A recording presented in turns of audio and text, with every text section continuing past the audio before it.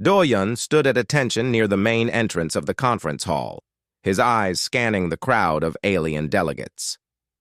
The space station Apex 7 floated in neutral territory, far from Earth and far from any homeworld. It was the perfect place for peace talks, or so everyone hoped. He had been a security officer for only 2 years, but Captain Hyun trusted him.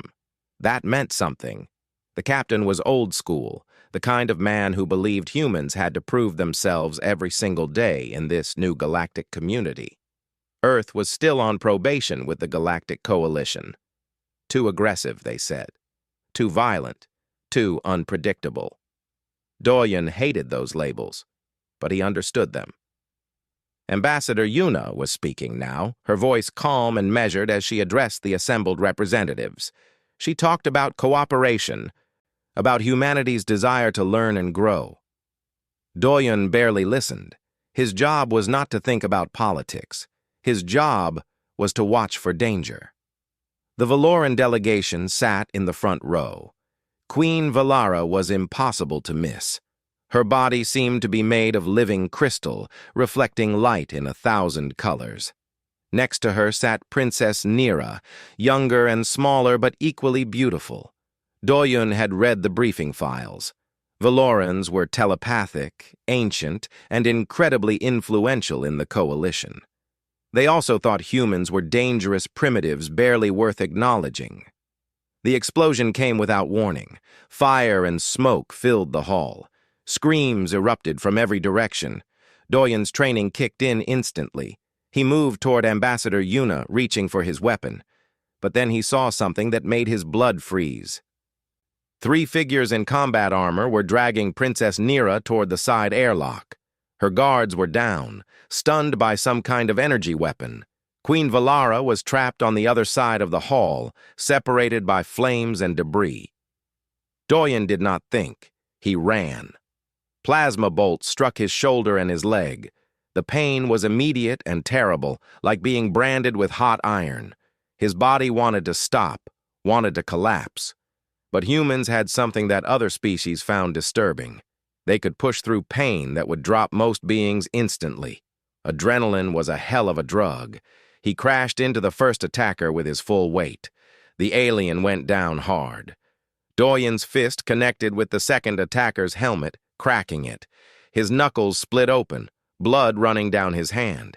He did not care. The third attacker had Nira at the airlock door. The control panel was blinking. In seconds, she would be sucked out into space. Do-yun threw himself forward. His injured leg gave out, but momentum carried him.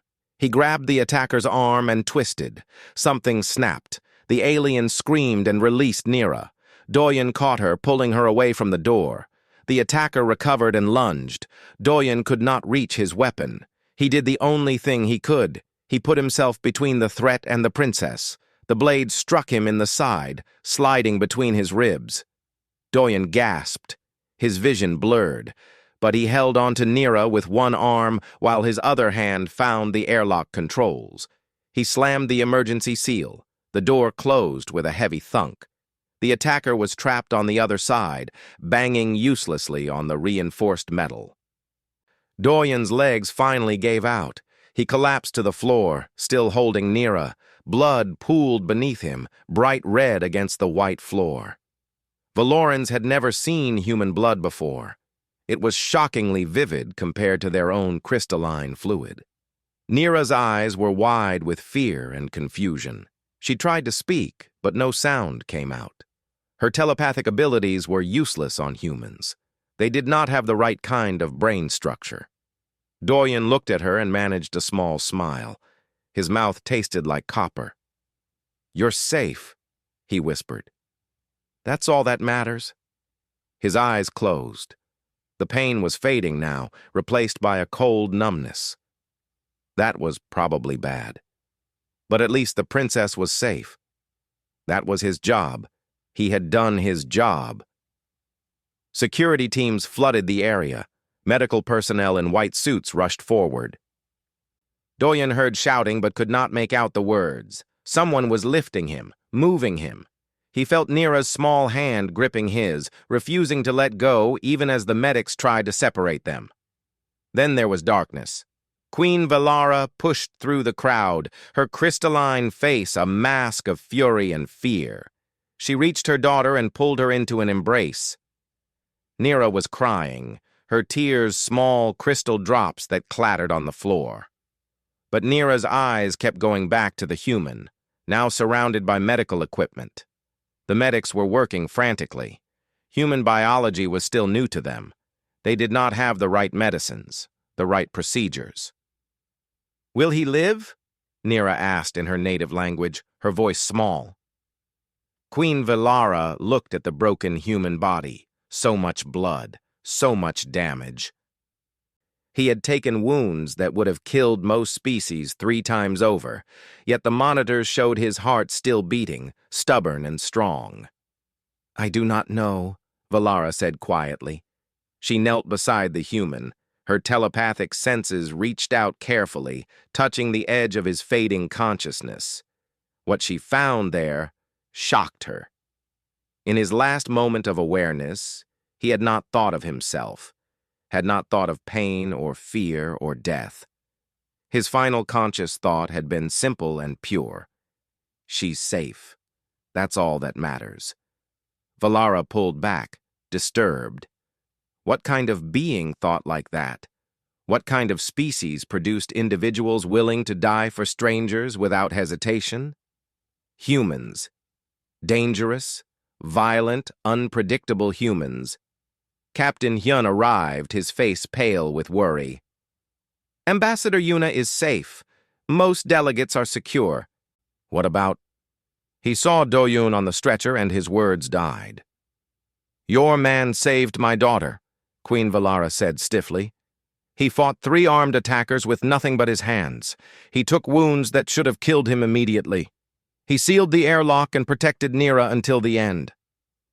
"That's what we do," Hyun said quietly. "That's what humans do." The medics lifted the stretcher. Nira tried to follow, but her mother held her back.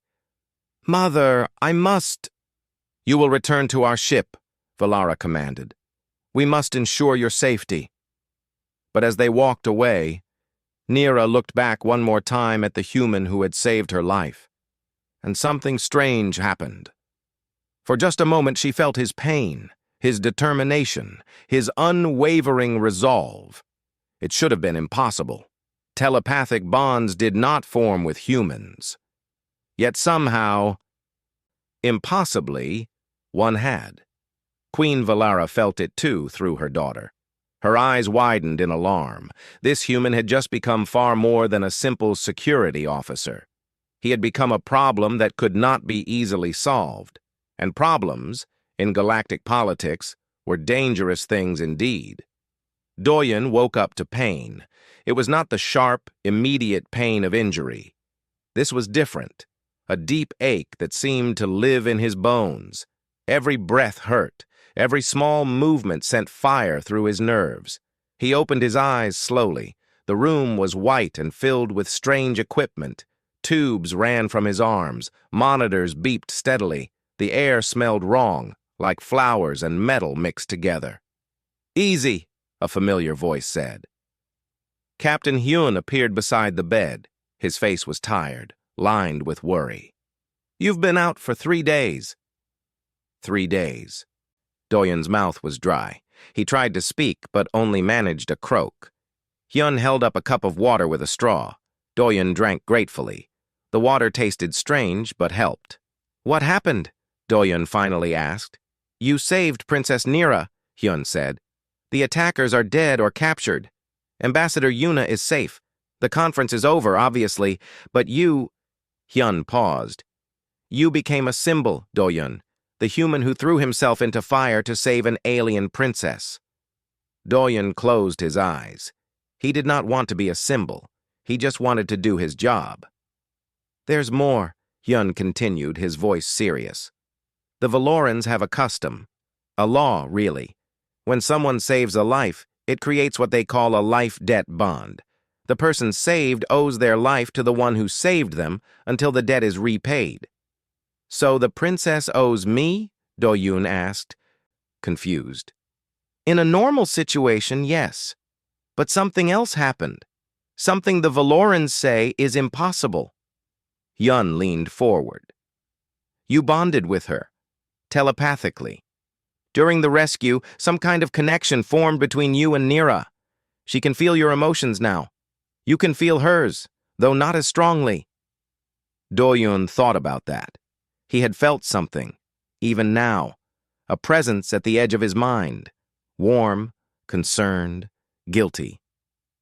Queen Valara is not happy, Hyun said grimly. These bonds usually only form between Valorans, between potential mates. Having her daughter bonded to a human is problematic for her. The door opened. Queen Valara entered, tall and imposing. Her crystalline body seemed to glow with its own light. Behind her came Princess Nira, smaller and younger but moving with the same grace.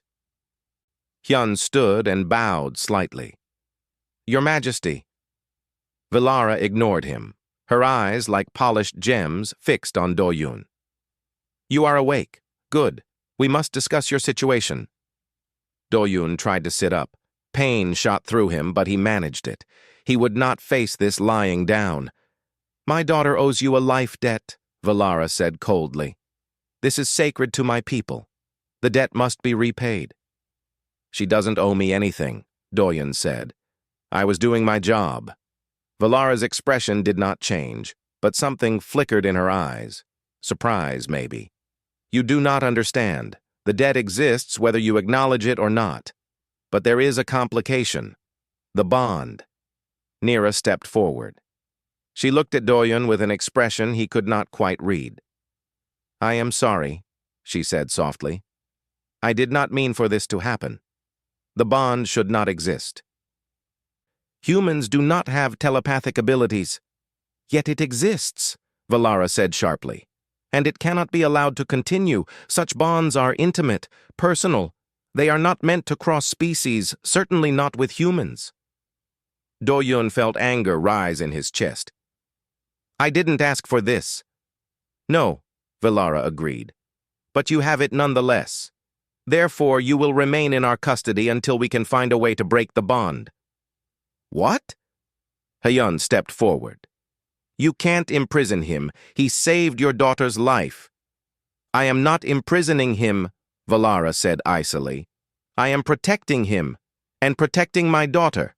The bond causes her pain when he is in pain. It disturbs her sleep. It affects her judgment. This cannot continue. This is illegal, Hyun argued. He's a human citizen. Earth has rights. Earth is on probation, Valara interrupted. You have limited rights in coalition space, and my people have laws that supersede your preferences. The life debt and the bond give me legal authority over this human until both matters are resolved. Do-yoon looked at Captain Hyun. The older man's face was red with anger but also helpless. Politically, they had no power here. It's okay, Captain, Do-yoon said quietly. If this prevents a diplomatic incident, then I'll stay. Do-yoon, you can't. I can. I will. Do-yoon met Valara's eyes. How long? Until the bond is broken, Valara said. It could be months. It could be years. Valoran scientists will study you. They will find a way. Nira looked stricken. Mother, this is not right. He saved me. Now we punish him? We are not punishing him, Valara said firmly. We are solving a problem. For both your sakes. She turned to leave, then paused. You will be treated well. You will have comfortable quarters on our homeworld. But you will not be allowed to leave. Not until this is finished. She looked at Hyun. You may visit him once before we depart. Then all human contact will be limited. The bond must not be encouraged. She swept from the room. Nira lingered a moment, her eyes meeting Do-yoon's. He felt her guilt and sadness through the bond. She mouthed the word sorry before following her mother. When they were gone, Hyun slumped into a chair. I'll fight this. Ambassador Yuna will file protests. We'll get you out. Don't, Do-yoon said. Earth needs the Valoran support for full coalition membership. I'm not worth risking that. Every human is worth that, Hyun said fiercely. Don't you dare think otherwise. Doyun smiled tiredly. I did my job, Captain. I saved her. If the price is staying with the Valorans for a while, I'll pay it. I've survived worse. Hyun looked at him for a long moment. You're too damn noble for your own good, you know that? Maybe. Or maybe I'm just practical. 2 days later, Doyun was transferred to a Valoran medical ship. The equipment was better, designed for his biology. The pain lessened. His wounds began to heal properly. Nira visited him often. She sat beside his bed and talked about her world, her people, her life. Doyun listened. Through the bond, he could feel that she was lonely. The weight of being a princess, of always having to be perfect, crushed her. Why did you do it? She asked one day. Why risk your life for someone you did not know? Doyun thought about that. Because you needed help. Because I could help. What other reason do I need? Nira shook her head, crystals in her hair chiming softly. Most beings would not do that. Most beings think of themselves first. Maybe humans are different, Doyun said. Or maybe we're just too stubborn to know better. She smiled at that. It was the first smile he had seen from her.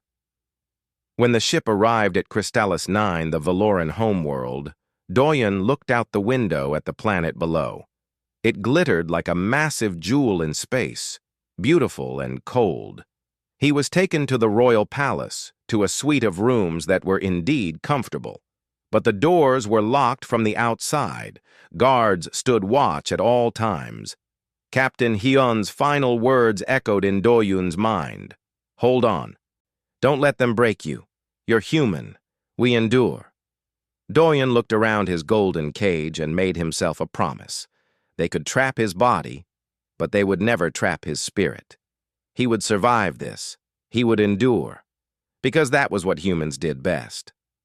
6 months passed like water through Doyun's fingers. Some days were easy, some days were hard, but all of them were the same in one important way. He was a prisoner, no matter how comfortable the cage. The palace suite they gave him was larger than his entire apartment back on Earth. The bed was soft. The food was good, though strange. He had access to entertainment, to books, to anything he wanted except freedom. The scientists came every few days, Valoran researchers with their crystal faces and cold eyes. They hooked him up to machines.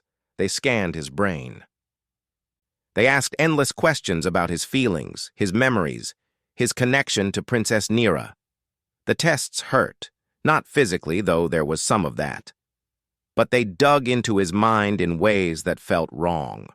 They poked at his memories of the rescue, making him relive it over and over. They measured his emotional responses. They tried to understand how a human and a Valoran could be bonded when such a thing should be impossible. Queen Valara watched many of these sessions. She stood behind a transparent wall, her face unreadable. Doyun could feel her frustration through the bond with Nira, an echo of an echo. The bond was not weakening. If anything, it was getting stronger. Doyun established routines to keep himself sane. Every morning he exercised, push-ups, sit-ups, running in place. The Valoran guards watched with confusion. Why did he work so hard when there was nowhere to go? But Doyun knew. The body and mind were connected. If his body grew weak, his spirit would follow. He would not let that happen. He treated everyone with respect, even the guards who kept him locked up. He learned their names. He asked about their families. Most ignored him at first, but slowly, some began to respond.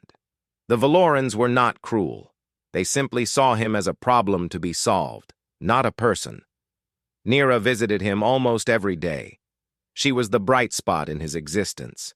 She told him about the palace politics, about her lessons, about her mother's plans. Through the bond, Doyun could feel how lonely she was. Being royalty meant being isolated. She had guards and servants, but no real friends. "Do you hate me?" she asked one day. They were sitting in his quarters. playing a Valoran strategy game that Doyun was slowly learning. "No," Doyun said honestly. "Why would I? Because of me, you are trapped here. Because I bonded with you without meaning to. Because my mother will not let you go." Doyun moved one of his game pieces. "You didn't choose this any more than I did. I don't hate you for things beyond your control." Nira was quiet for a moment. "You are different from what my mother says humans are.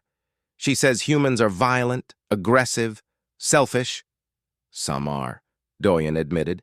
"Just like some Velorans are probably cruel or greedy, but most humans are just trying to live their lives, trying to do what they think is right." "Is that why you saved me? Because you thought it was right?" "Yes, and because I knew I could. If I had the ability to help and I didn't, what kind of person would that make me?"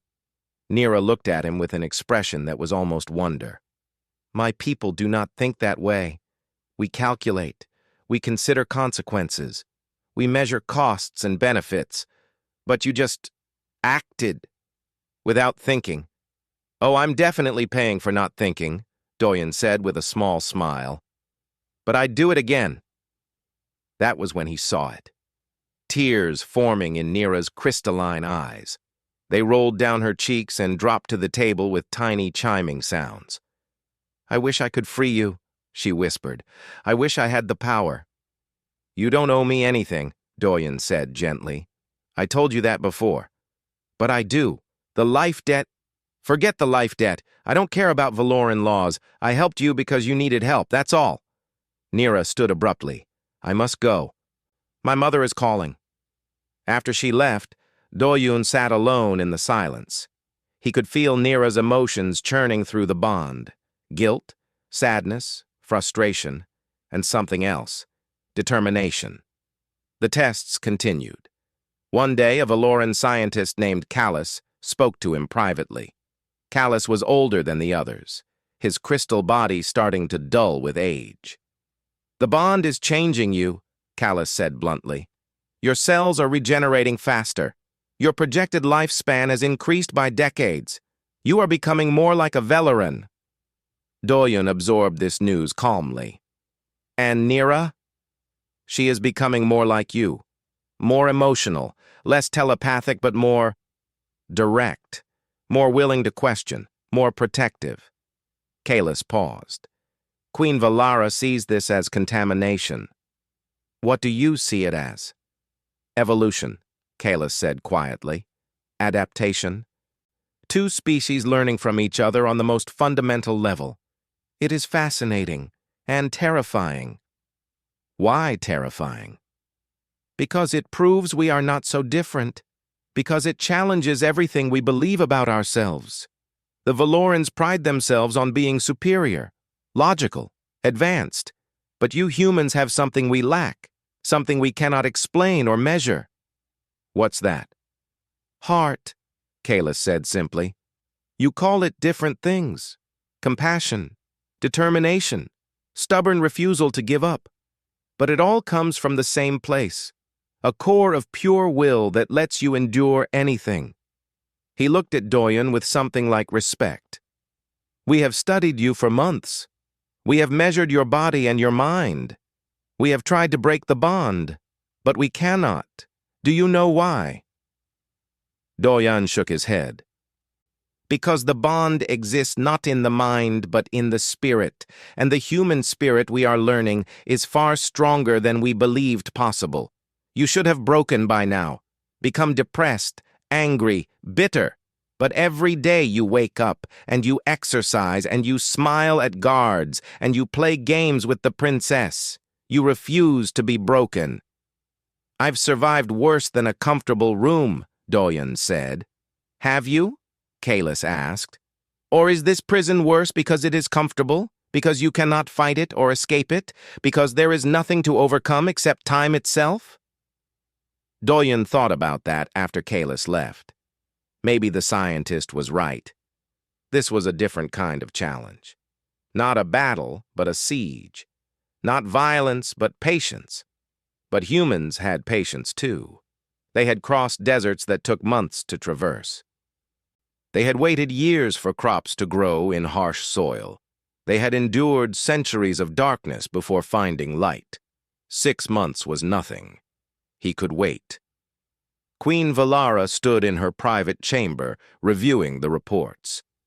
Every single one said the same thing. The human would not break, the bond would not sever, and worst of all, her daughter was changing. Nira no longer accepted orders without question. She argued, she challenged, she spoke about justice and compassion in ways that were distinctly un-Velaran. The human's influence was spreading like a virus.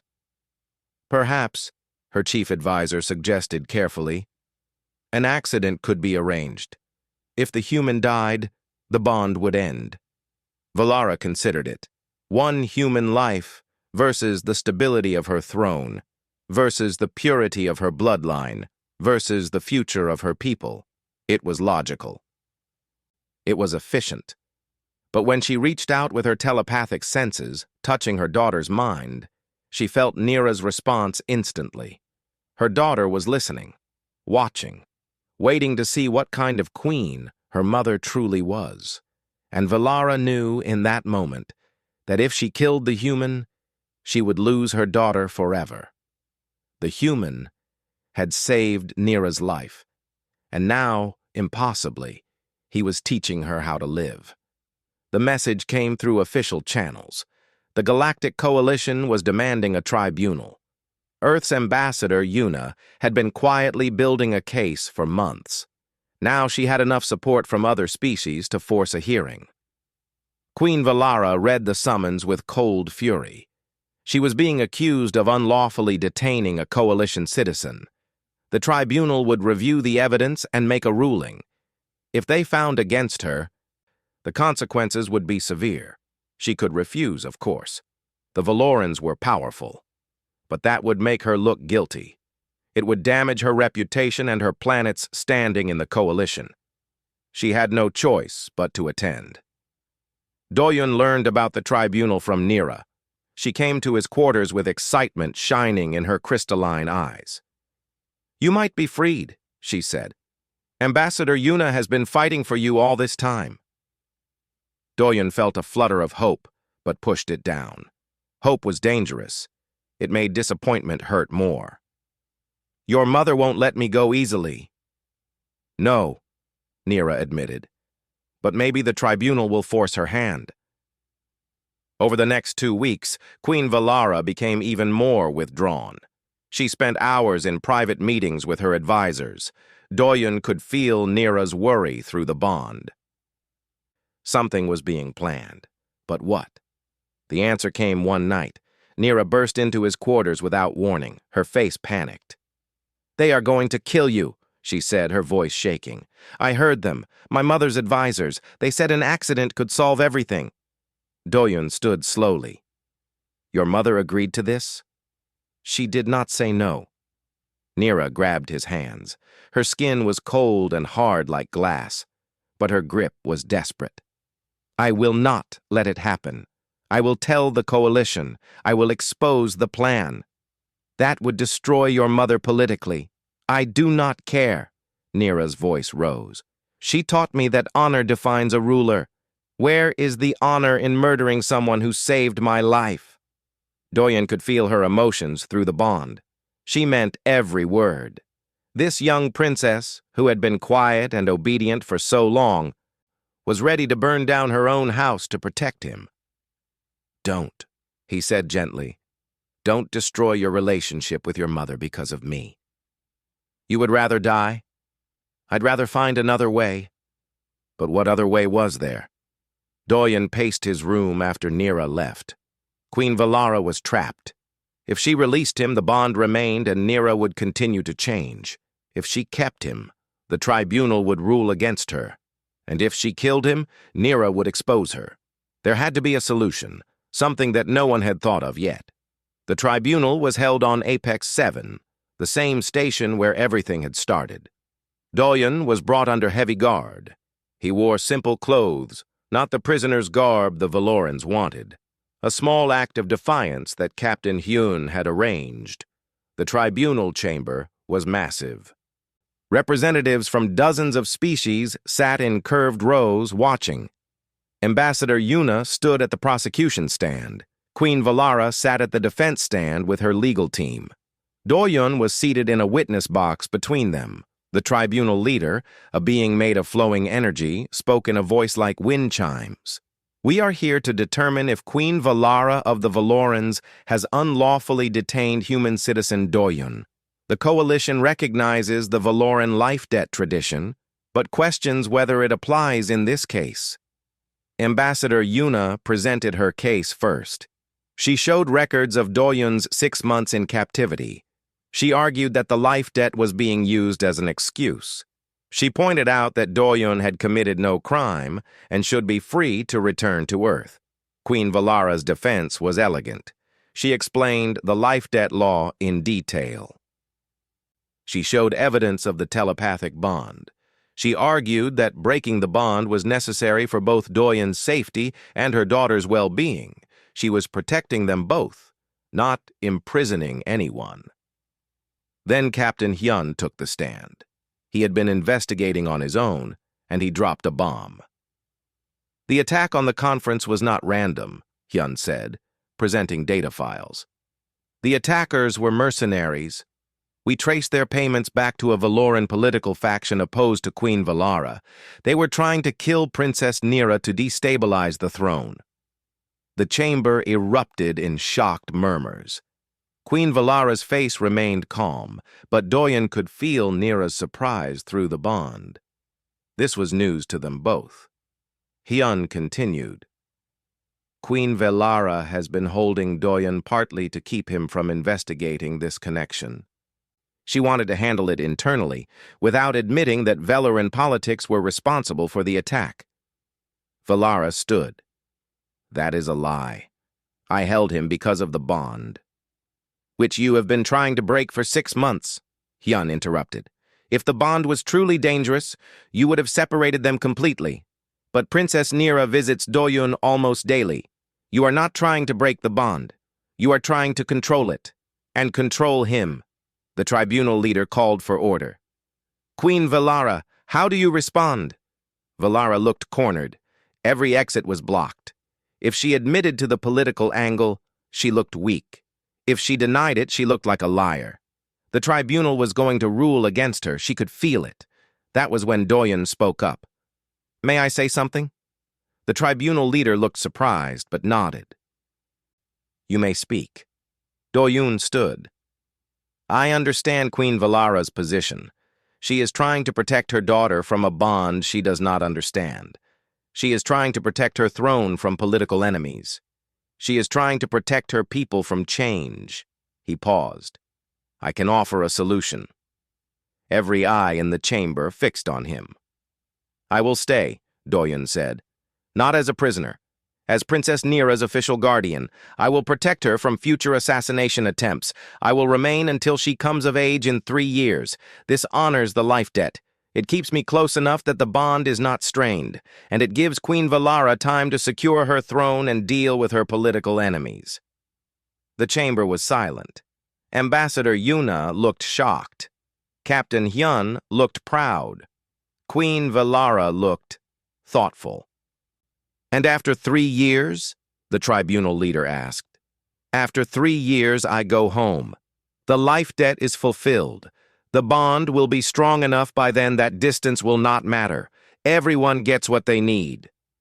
Nira stood in the audience.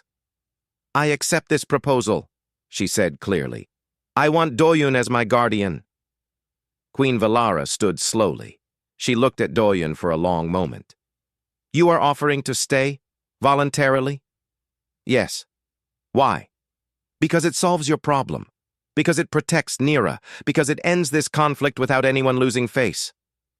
Doyun met her eyes. And because I said I would do it again. I meant that.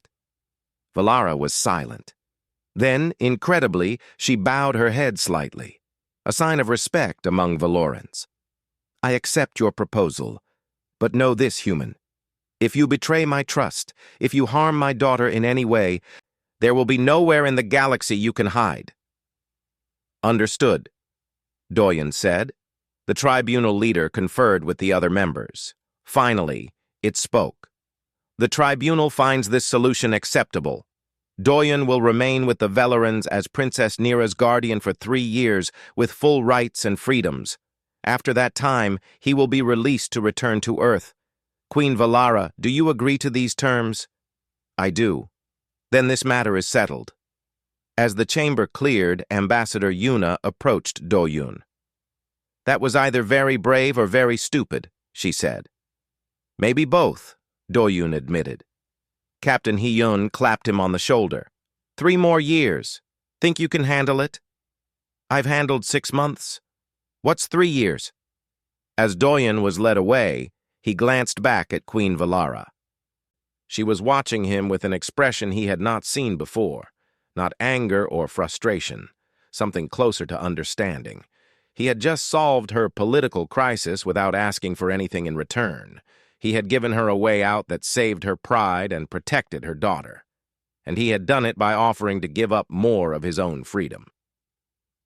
For the first time, Queen Valara began to understand what made humans truly dangerous. They did not conquer through force. They won through sacrifice that made no logical sense, but changed everything anyway. 3 years could pass quickly or slowly, depending on how you lived them. For Doyen, they passed like water over stones. Each day changed him a little, wore away rough edges, smoothed out sharp places. But the core remained. He was no longer a prisoner.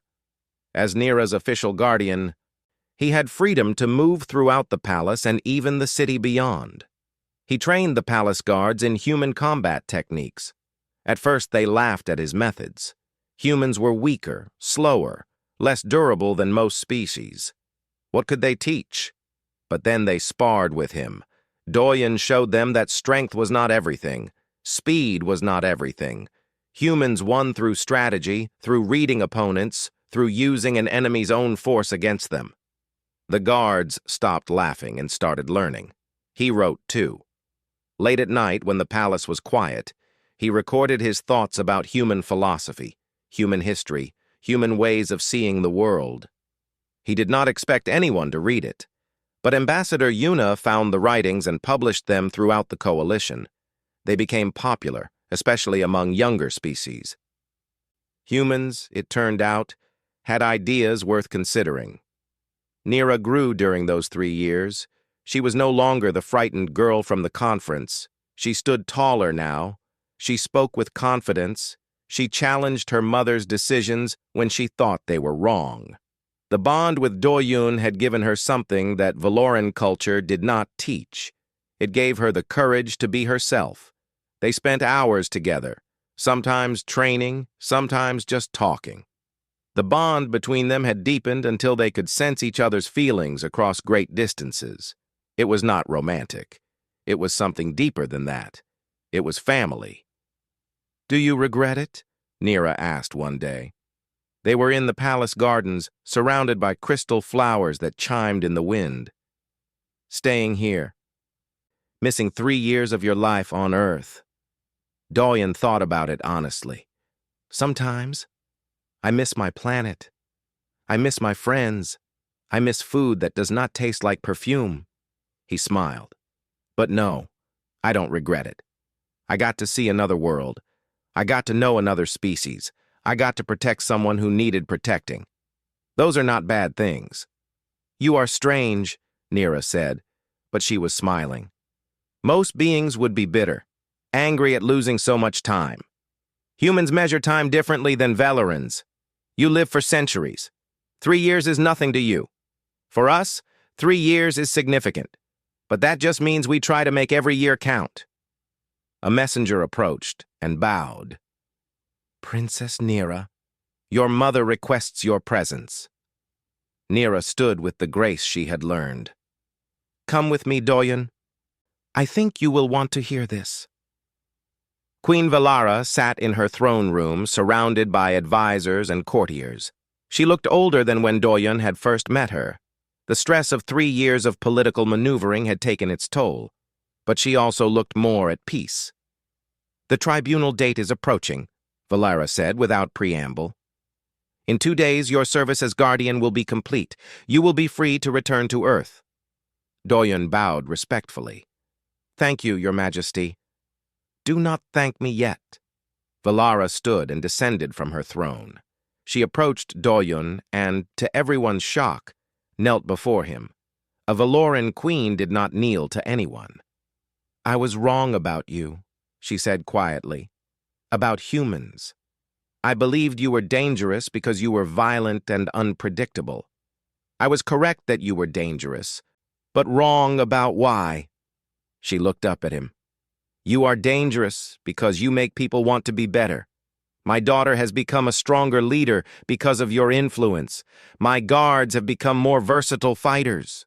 My people have begun to question assumptions we held for millennia, all because one human refused to be broken by captivity, refused to be bitter, refused to stop being decent even when given every reason to become cruel." She stood. "I imprisoned you, believing it was necessary. I kept you here believing it would protect my daughter. But you protected her far better than any prison could. You showed her what true strength looks like. Not power over others, but power over oneself." Valara turned to face the assembled courtiers. "Therefore, I have made a decision. The Valorans will sponsor humanity's full membership in the Galactic Coalition. All probationary restrictions will be lifted. We will support Earth's admission as a full and equal member." The room erupted in shocked whispers. This was unprecedented. The Valorans had opposed human membership for years. Valara raised a hand for silence. "More than that, I propose a formal alliance between Earth and Crystallis 9, a sharing of knowledge, culture, and military resources. We have much to learn from each other." She looked at Doyon. "You will carry this message to your leaders. Tell them that the Valorans no longer see humanity as a threat to be controlled, but as partners to be respected." Doyon felt emotions flooding through him. Relief, joy, pride.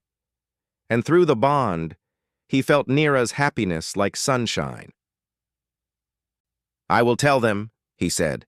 "Thank you, Your Majesty, for everything." "No," Valara said. "Thank you for saving my daughter, for enduring imprisonment with dignity, for teaching us all what it means to be truly strong." She removed a pendant from around her neck. It was a crystal shard that glowed with inner light, the highest honor a Valoran could give. The Shard of Unity. Never before has it been given to a non-Valoran. But never before has a non-Valoran earned it as you have. She placed it around Doyon's neck. The crystal felt warm against his chest. Through it, he could feel the approval and respect of everyone in the room, even those who had opposed him, even those who had wanted him gone. He had won, not through fighting, but through existing, through refusing to become what they expected. The farewell ceremony was held 2 days later. Captain Hyun had arrived with a small Earth delegation to escort Doyon home. Admiral Hyun now, Doyon noticed. His former captain had been promoted for his efforts in exposing the assassination plot and fighting for Doyon's rights. "Ready to come home?" Hyun asked. "More than ready," Doyon admitted. Nira approached before they could board the ship. She carried a small box made of crystal. "This is for you," she said, "so you will remember." Doyon opened it. Inside was a crystal that pulsed with soft light. When he touched it, he saw memories. His first day on Crystallis 9, training sessions with the guards, late-night conversations with Nira, the tribunal, 3 years compressed into light and feeling. "I will never forget," he said, "any of it." "The bond will remain," Nira said. "Distance does not weaken it. I will always be able to feel you, and you will feel me. We are connected now, forever." "That is not a burden," Doyon said. "That is a gift." They embraced, a human and a Valoran, 2 species that should have been incompatible, holding each other like family. As Doyen boarded the Earth ship, he looked back one last time at Crystallis 9. The crystal planet glittered in space like a jewel. It had been his prison. It had become his second home. Hyun sat beside him as the ship pulled away. "Was it worth it?" he asked. 4 years of your life?" Doyun looked at the shard of unity around his neck. He felt Nira through the bond, proud and sad and grateful. He thought about the alliance that would now exist between Earth and the Valorans, about the guards he had trained, about the writings that had spread throughout the coalition. "Every second," he said. 10 years later, Doyun stood in a training facility on Earth. Around him, human and Valoran soldiers practiced together, the first joint military unit in coalition history.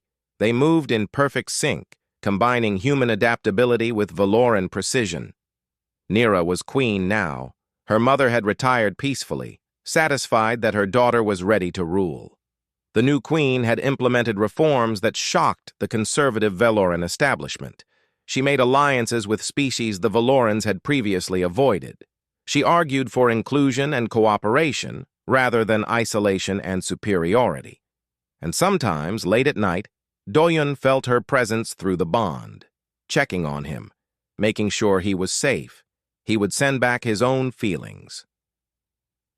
Pride in what she had become, gratitude for their friendship, the assurance that he was well. The bond that should have been impossible had become the foundation for peace between two civilizations. A human and a Valoran, connected in ways that transcended biology or politics. A young recruit approached Doyun nervously. "Sir, they say you saved an alien princess, that you were held captive for years. Is it true?" Doyun smiled. "It's true. Was it scary?" "Sometimes. But I learned something important during those years." He looked at the mixed unit training together. Fear is natural. Pain is real. Hardship exists. But humans have a choice. We can let those things break us, or we can let them make us stronger. We can become bitter, or we can become better. He touched the shard of unity that still hung around his neck. "I chose to endure, to stay decent, to believe that even in the darkest moment, there was still a way forward. And that choice changed everything." The recruit looked at the crystal pendant with awe. "What's it like, being bonded to an alien queen?" "It is like having family across the stars. It is like knowing that no matter how far I go, someone is watching over me. And I am watching over them." Doyun smiled. "It is like proof that different species, different worlds, different ways of thinking can still find common ground." That night, Doyun stood under Earth's sky and looked up at the stars. Somewhere out there, Nira was doing the same on Crystallis 9. Through the bond, he felt her presence. Warm, constant, eternal. He had bled for an alien princess. Her mother had refused to let him go. But in the end, that refusal had become the bridge between two worlds.